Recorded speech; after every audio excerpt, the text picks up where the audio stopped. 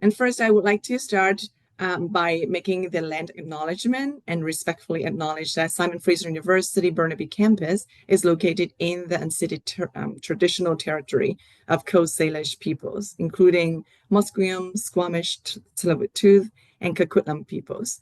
I'm thankful to those who have cared for the land for thousands of years and continue to today.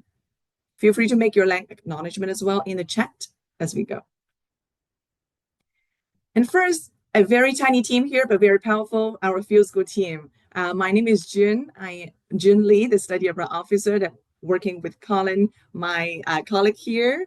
Also is on mute, but then you know him. He is the point person, right? The first point of contact when you are getting in touch with field school. Colin, a very important role as a program assistant for field schools. We also work with our supervisor, Megan Kuby, and she is Associate Director of International Mobility Programs, overseeing all the mobility programs here through ISS. So give you an overview, and let's start with a field schools. And what do you think a field school is? And I would like to also see, you typing in your answers as well. What do you think a field school is? Maybe many of you have already know about this. A field school, what is a field school? A group of people traveling? Doing something abroad? I'd love to see what you think of field school is. I'm waiting to see some answers coming in. Thank you so much. Well, yes, classroom outside of Canada. That's exactly right. But then what would happen with these outside of Canada learning more experiential learning? Yeah, academic program abroad. Yeah, courses in the field. Exactly. You are doing the actual field work and learning more than just a classroom, not within a classroom itself. Hands-on experience. Excellent. And also different way of living, alive and engaging in your studies. Exactly right.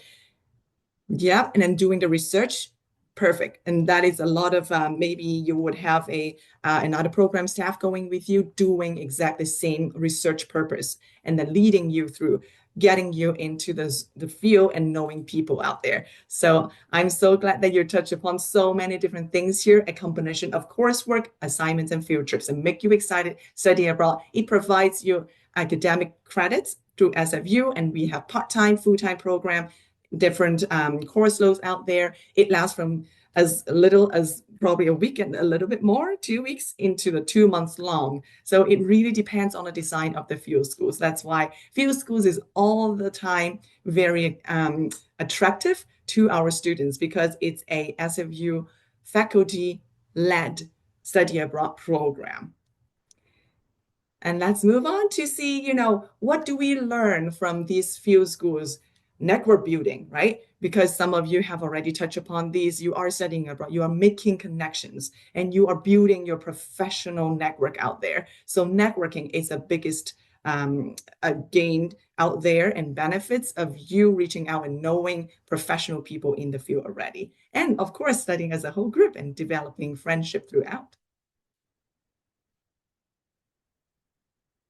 So the next is, besides that, experiential learning.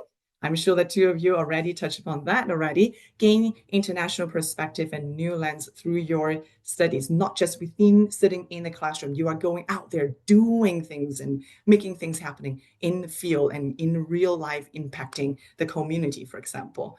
So this is also engaged in simulations, for example, some of the programs they do. So we are excited for you joining the program, going out and be in the industry and working with the experts and professionals. And also your global competencies will be developed through this program, and you will be working so good at creativity and problem solving skills, intercultural communication skills and all that. It will be a very good resume builder for you as well.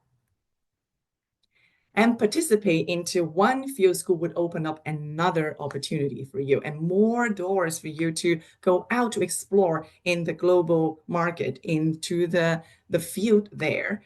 Maybe you come back and think of, maybe I want to go on exchange and maybe I want to do another field school. More opportunities means more possibilities for you in the future.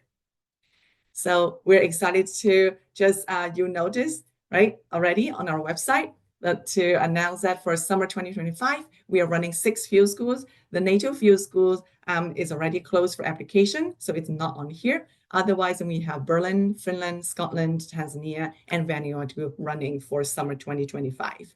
I'm sure that you are here tonight. Maybe you have a few options and thinking, where do you want to go to? Still deciding, but some of you know where you want to go to. And tonight we have a few schools director coming from these few schools are going to meet with you in the breakout room as well at the end.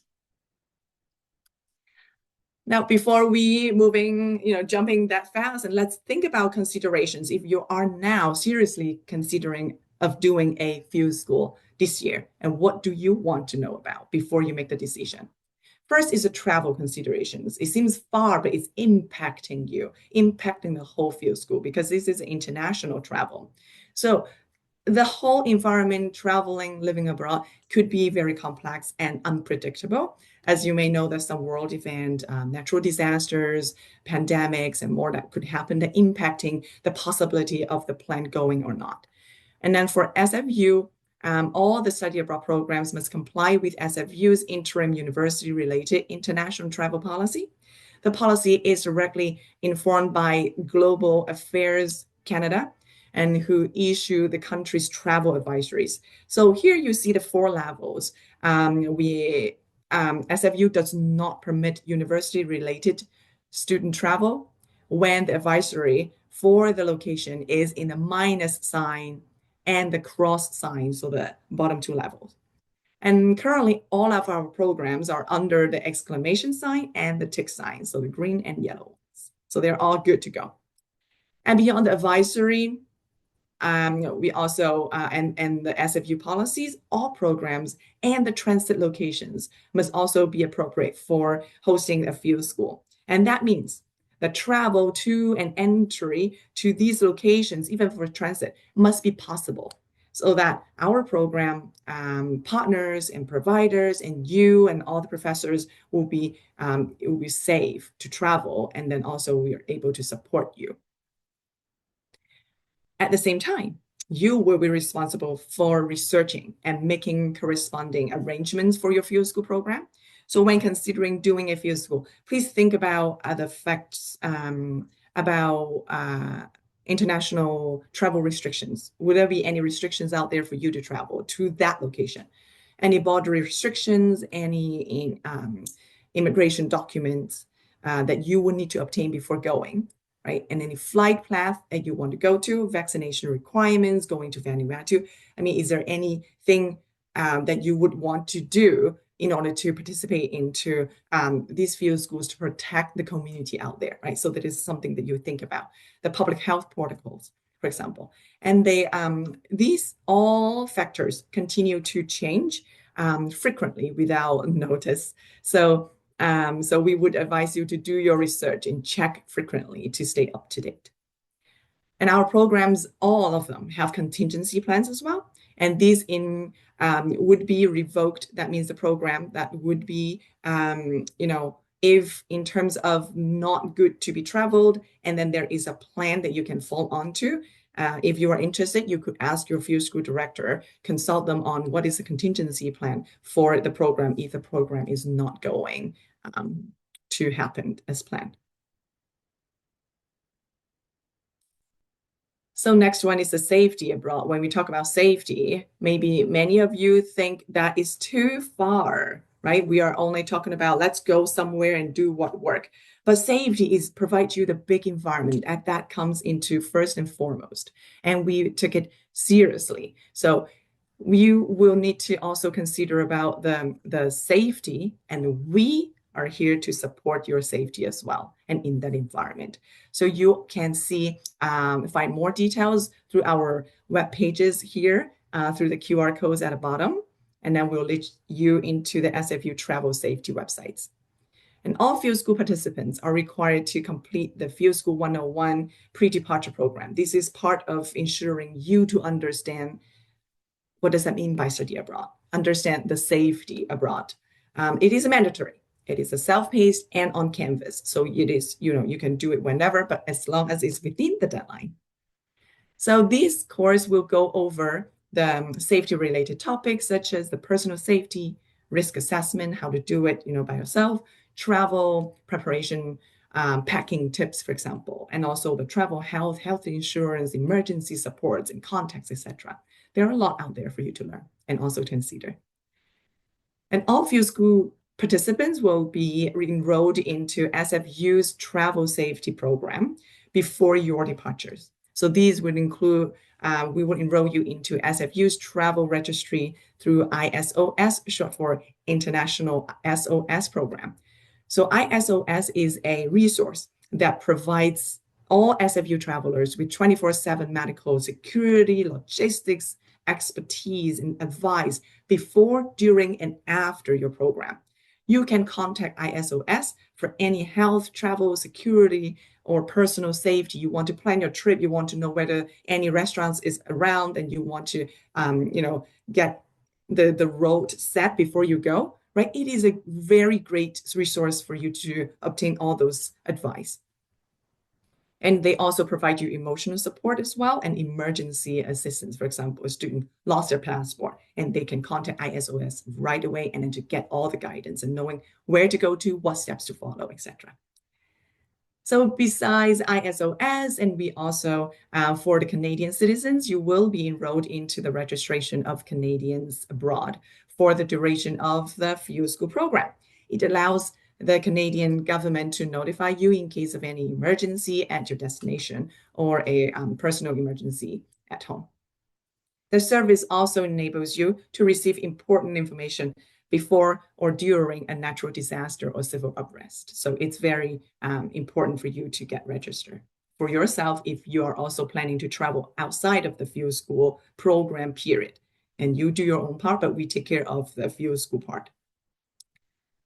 And as for the resources to support your safety abroad, besides the safety abroad web pages that I've mentioned, ISS, our office, is a great resource to provide the programs like Field School 101, and check out our webpage for more tips as well. Reach out to us if you have any questions. Last but not least, and you see Safety and Risk Services, SRS here. And it is another good resource to support you by encouraging sound health, safety, and security measures that minimize the risk when you're traveling. So check out SRS website as well for more tips and information. So after you admit into one of the field schools here.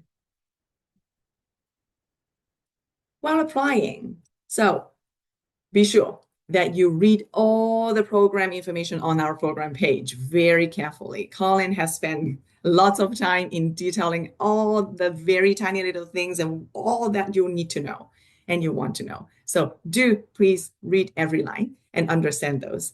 The full outline of terms of your program will be listed there as well. And speak with your academic advisor about how this field school can work towards your degree program and how you could gain the best out of the field school program towards your graduation. And make a budget plan for your field school, and which should include for contingency needs, for example, for hope not, but in self-isolation purpose, right? And also get a taxi to the ER, hope not, lost your wallet, but what are you going to do, right? But you need to have a plan at least to fall on. And Colin will talk about the costs coming up.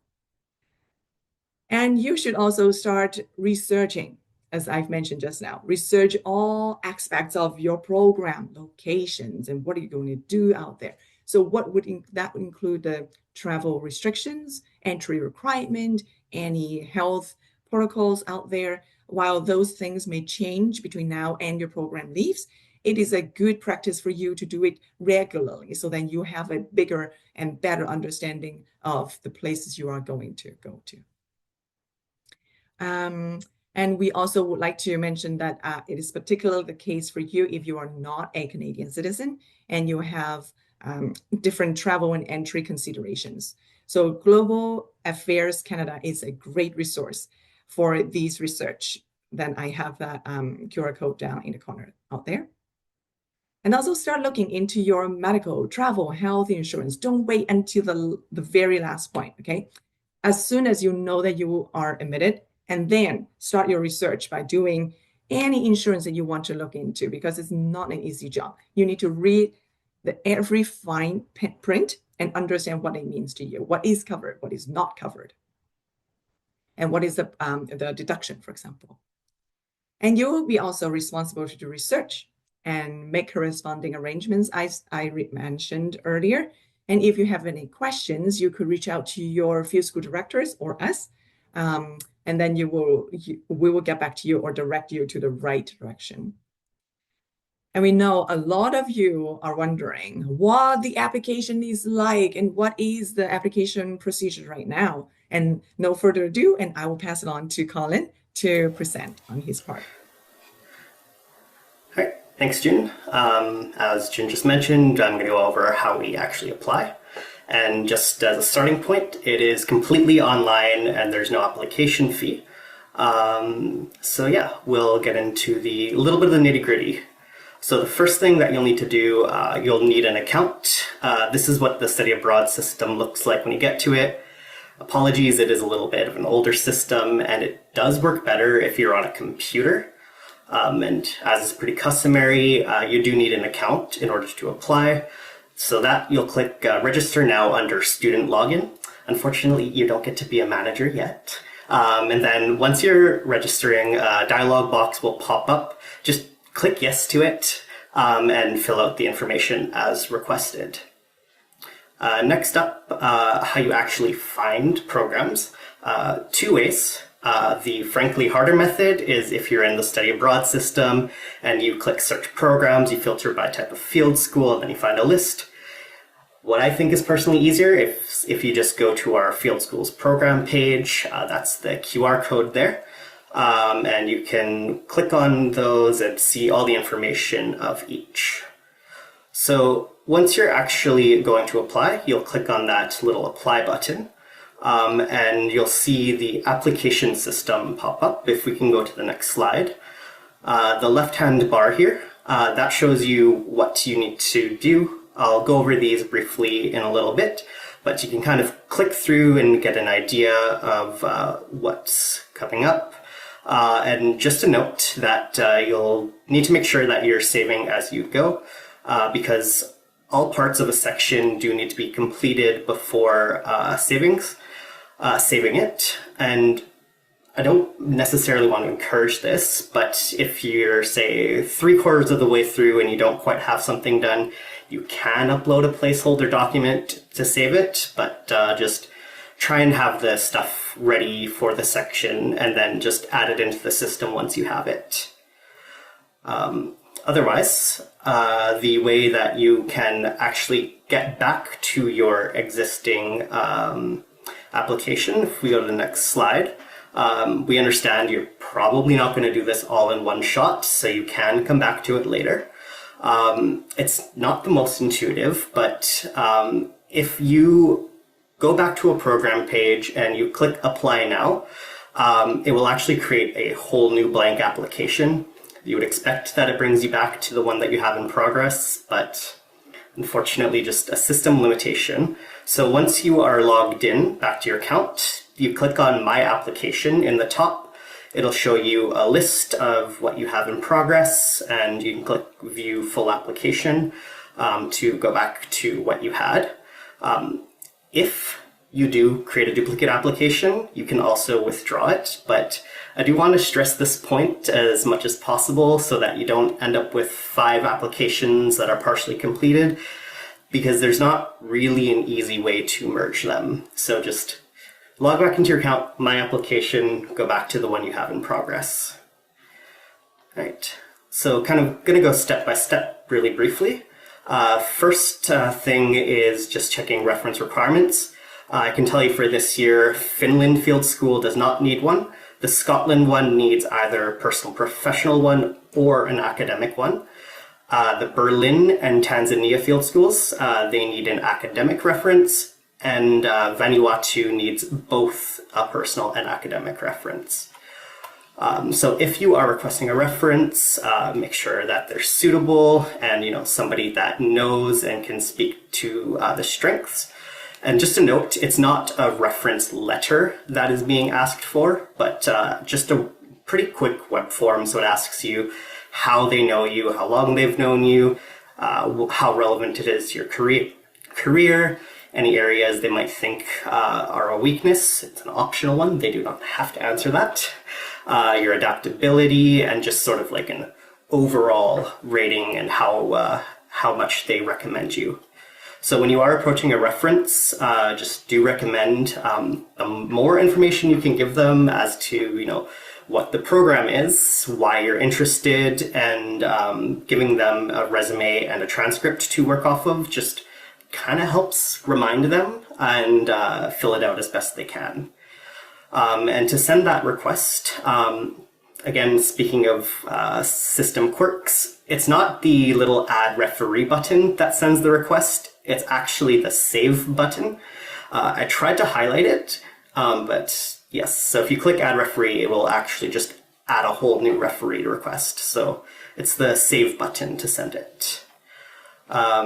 Once the referee does submit, you'll get an automatic email, but you can always just check in your application. It'll change from saying in that little left-hand bar we showed earlier, that goes from pending to submitted.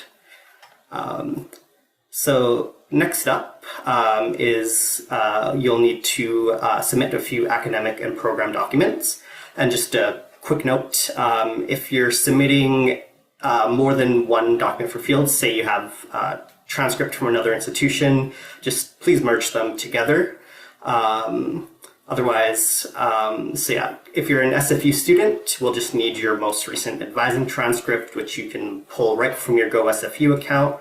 And if you're a visiting undergraduate student, that's just a digital copy or scan of your recent official transcript.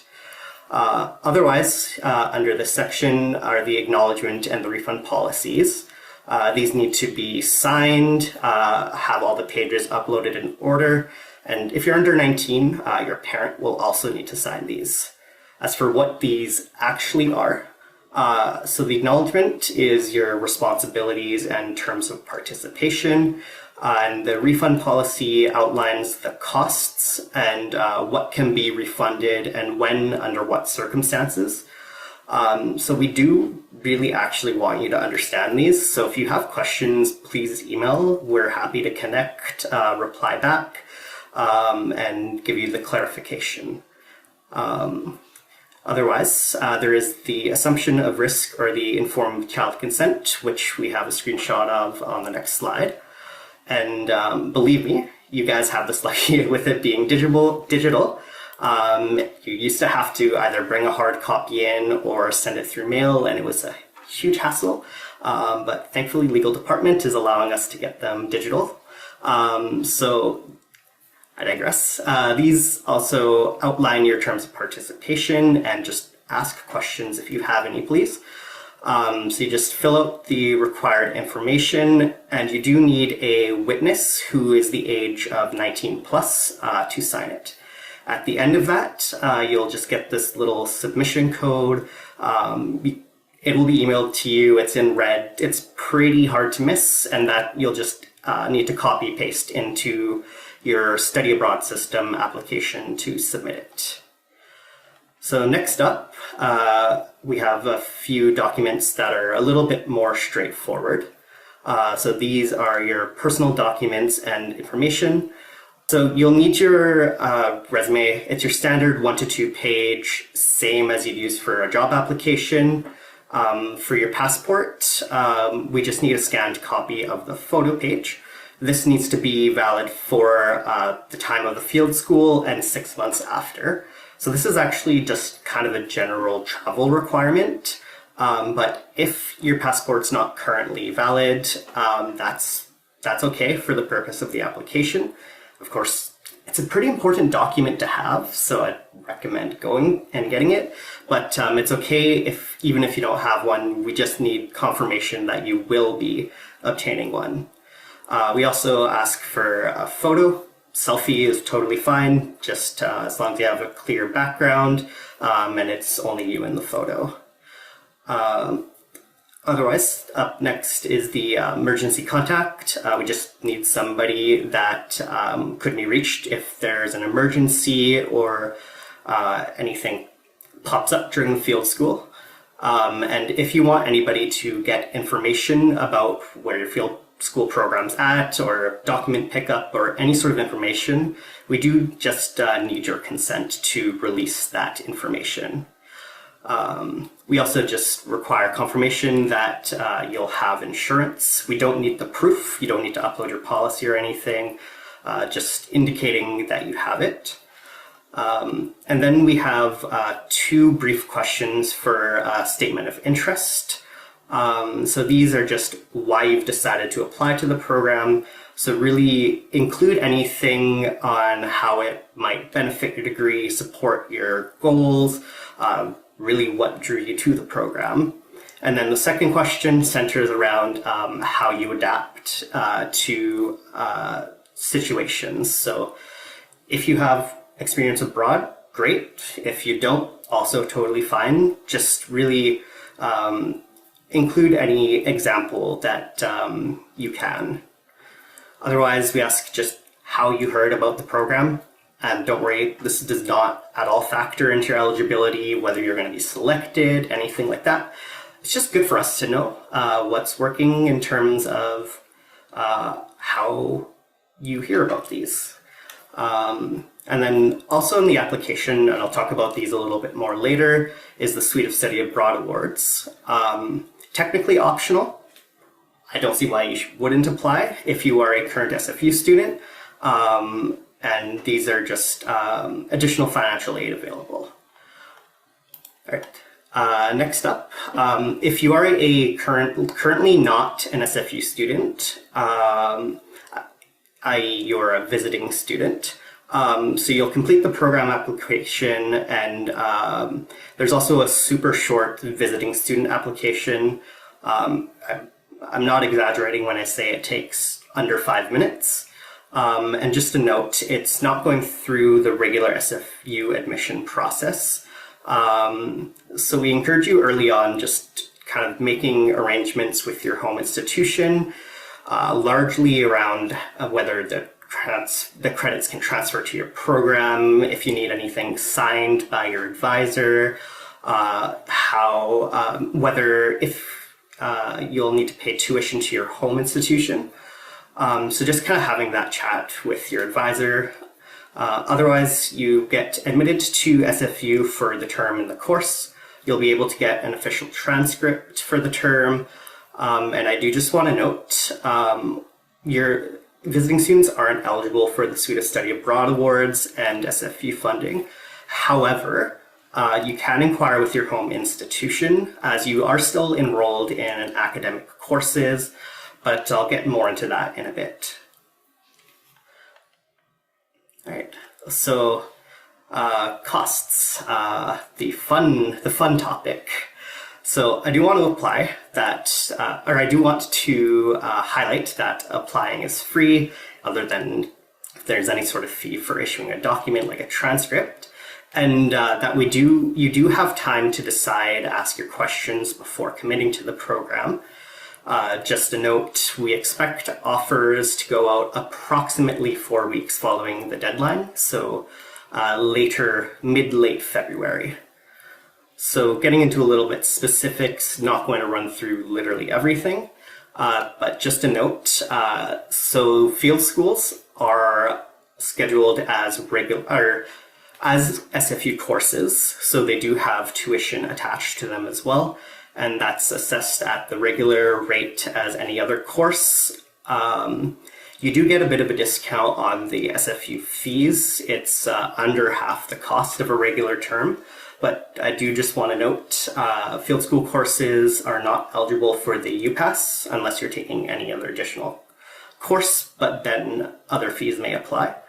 And then there's the program fee and the admin fee, and these largely cover your shared accommodation with your classmates. They all cover prep, in-field, and re-entry support, your program activities, in-country transport, and to some extent, group meals, and some extent, breakfasts. These specifics are listed on each program page. And just a note on the program fee, you'll notice it's posted as a maximum. So this will vary based on the total number of students, but the cost will not exceed the maximum listed. Otherwise, for the sake of transparency and not trying to dissuade you, but we don't want there to be surprises, that there are personal travel costs, largely the flight to and from the program destination, and generally lunches and dinners.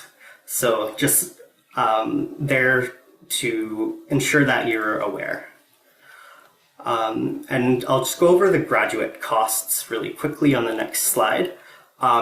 It's largely the same as undergraduate, just the tuition is what varies here. Yeah, we can go to the next slide. So I know I just threw a lot of the costs at you, so just want to highlight some of the options and ways to help fund the trip. So as I mentioned earlier, there's the Suite of Study Abroad Awards that are specific to study abroad. So these are for SFU students. The value is between $1,000 and $2,000, and it's done right in the same application that you're doing for the program. And these are not based on your grades, but rather your answers to the questions that are asked. So these are centered around intercultural experience, the benefits that study abroad applies. So take advantage and fill them out. They don't need to be like giant essay answers, but the instructions are in the application. Otherwise, there is other financial aid and award available. So of course, apply to as many as you're eligible for. On the next slide, we have a list here. So that would be your bursaries, scholarships, your awards, and student loans. So we do have a chart linked here. But as I mentioned earlier, field schools are scheduled as regular courses. So if you meet the eligibility requirements, you can still apply for the financial aid. And we do also have a dedicated financial aid and awards office.